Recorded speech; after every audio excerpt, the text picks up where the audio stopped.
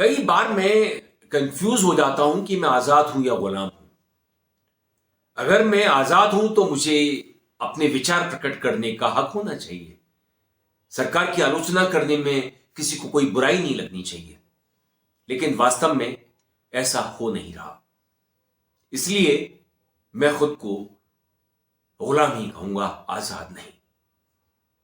आप प्रधानमंत्री के किसी भी भाषण को उठा लीजिए, वो बड़ी बड़ी बातें करते हैं, बड़े बड़े विचार प्रकट करते हैं।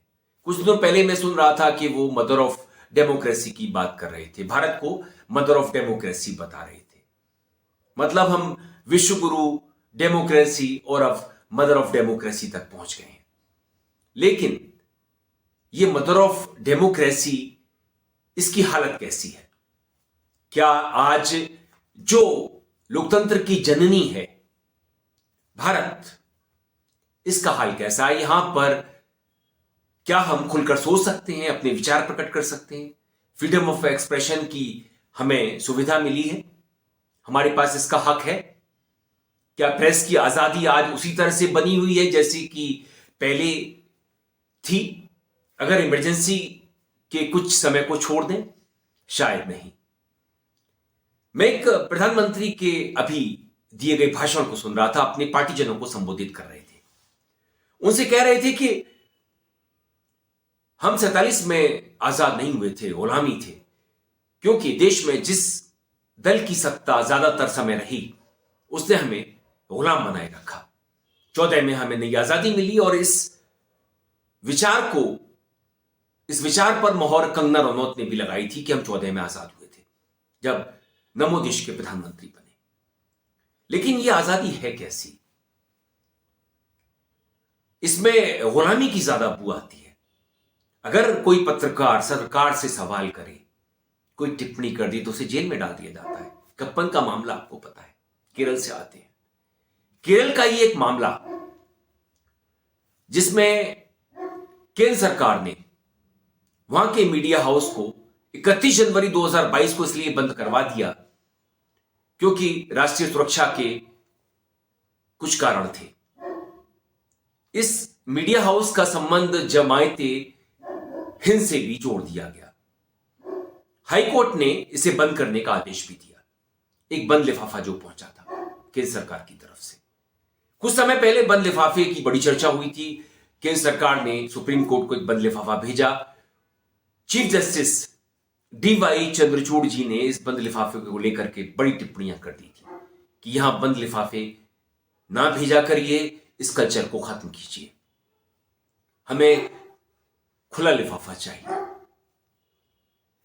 अब चीफ जस्टिस के आदेश के बाद केरल का एक बड़ा मीडिया हाउस, मीडिया वन, शुरू हो चुका है। केंद्र सरकार ने इसे 2 घंटे के अंदर ही सुप्रीम कोर्ट के निर्णय के आने के बाद मंजूरी दे दी शुरू करने की। इसे जिस तरह से बंद किया गया, उस तरह से नमो सरकार बहुत सारे कदम उठाती है। जहां उसे लगता है कि उसकी सोच के विपरीत कुछ किया जा रहा है, बोला जा रहा है, आलोचना की जा रही है, जुबान बंद करा दी जाती है, जेल तक में डाल दिया जाता है। सवाल यह है कि अगर हम आजाद हैं तो हमें सोचने की, बोलने की आजादी क्यों नहीं है? माना कि फ्रीडम ऑफ एक्सप्रेशन की एक सीमा होनी चाहिए, हमें किसी भी विषय में अभद्रता का उपयोग नहीं करना चाहिए, असंसदीय भाषा नहीं बोलनी चाहिए। लेकिन क्या इसका ख्याल देश में सत्ताधारी पार्टी से जुड़े राजनीतिज्ञ रख पा रहे हैं? क्या वो ध्यान देते हैं अपने बर्ताव पर, अपने व्यवहार पर, अपनी बोलचाल की भाषा पर? सिर्फ ऐसे आरोप विपक्ष पर ही लगाए जाएंगे तो यह गलती होगा। लेकिन नमो सरकार, उनके साथी, उनकी सेना बहुत ही सेलेक्टिवली काम करती है। जब वो खुद कुछ बोलते हैं तो चुप हो जाते हैं अगर कोई आरोप लगे तो, या आरोपों को दूसरी दिशा में मोड़ देते हैं। लेकिन दूसरा कोई बोले तो विक्टिम कार्ड खेलने लगते हैं। प्रधानमंत्री अभी कब्र खोदने की बात भी एक भाषण में कह रहे थे कि मेरी कब्र खोदने की बात विपक्ष के नेता, कांग्रेस के नेता कर रहे हैं। संभवतः किसी भी कांग्रेसी नेता का आशय कब्र खोदने से मतलब यह होगा कि इस सरकार को उखाड़ फेंकिए, माफ करिए। आज देश में जो पूरे के पूरे हालात हैं उसमें अधिकांश देशवासी ये मानने लगे हैं कि पत्रकारों का काम सरकार की चाटुकारिता करना होता है, आलोचना करना नहीं। अगर आप सरकार का गुणगान करते हैं तो बहुत सारे नए लोग, नई पीढ़ी के लोग समझ पाते हैं कि यह पत्रकारिता है, सरकार की बातों को रखना, एंडोर्स करना, गुणगान करना, सत्ता चालीसा पढ़ना। अगर आप आलोचना करते हैं तो बहुत सारे लोग मुझसे ही कहते हैं कि आप तो सरकार की बुराई करते हैं, आप तो उनके क्रिटिक हैं, आलोचक हैं। हालांकि क्रिटिक होने में बुराई नहीं है, क्रिटिक तो अच्छाई बुराई दोनों ही बताता है, लेकिन हमें एक पक्षीय मान लिया जाता है।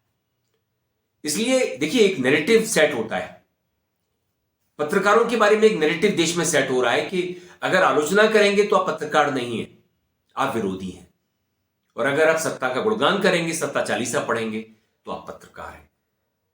तो जब आपकी सोच को ही बदल दिया जाए, सोच में नए विचार भर दिए जाएं, नई परिभाषाएं भर दी जाएं, तो फिर आप जिस तरह से एनसीईआरटी की किताबों में अब बदलाव करके किया जा रहा है, इतिहास को गड्ढ-मड्ढ किया जा रहा है, इतिहास के पन्नों को एक्सपंज किया जा रहा है, उखाड़ फेंका जा रहा है, जैसे कि राहुल गांधी के भाषण को किया था अडानी के मामले में, संसद में जो उन्होंने दिया था। तो इस सरकार की जो मानसिकता है, वो जो उसे पसंद नहीं आता उसे वो एक्सपंज करना चाहती है, उखाड़ फेंकना चाहती है। वो नहीं चाहती कि वो इतिहास में भी कहीं दिखे। लेकिन इससे आने वाली पीढ़ी को अधूरा अधकचराई ज्ञान मिलेगा। मैं ये नहीं कहता कि आप राणा प्रताप और वीर शिवाजी को हीरो मत बताइए, वो हीरो थे, हीरो हैं, हीरो रहेंगे। लेकिन आप अपनी पसंद के हीरोज को आगे करेंगे, आप सेलेक्टिवली किसी को चुनेंगे अपने माफिक जो आपको पड़ता हो, उसकी आप विश्व में सबसे बड़ी मूर्ति बना देंगे, उनके विचारों को नहीं मानेंगे। सवाल यह है कि अगर आप महानायकों के विचारों को नहीं मानते, उनकी तस्वीरों को, उनके स्टैच्यूज को लगवाते हैं, माला पहनाते हैं, उनके जन्मदिन पर या जयंती पर छुट्टी कर देते हैं, इतने भर से काम नहीं होता। सवाल यह है कि हम जब तक सोच से, विचारों से आजाद नहीं होंगे, बोलने की आजादी हमें नहीं मिलेगी, आलोचना की आजादी नहीं मिलेगी, और सरकारें इन्हें नहीं स्वीकारेंगी, इनके विरोध में किसी को जेल में डाल देंगी। जो पसंद ना आए उसे जेल, बेल भी नहीं। तो फिर इससे लोकतंत्र कैसे जिंदा रह पाएगा? आज हम आजाद हैं या गुलाम? दोस्तों, आप तय कीजिए। आपको ये वीडियो अच्छा लगे तो मुझे मेल आईडी और कमेंट बॉक्स में जरूर लिखिएगा। इस वीडियो को लाइक कीजिए, पसंद आए तो शेयर कीजिए, चैनल को सब्सक्राइब कर दीजिए, बेल आइकन का बटन भी दबा दीजिए जिससे कि आपको अगले वीडियो की नोटिफिकेशन मिल सके। नमस्कार।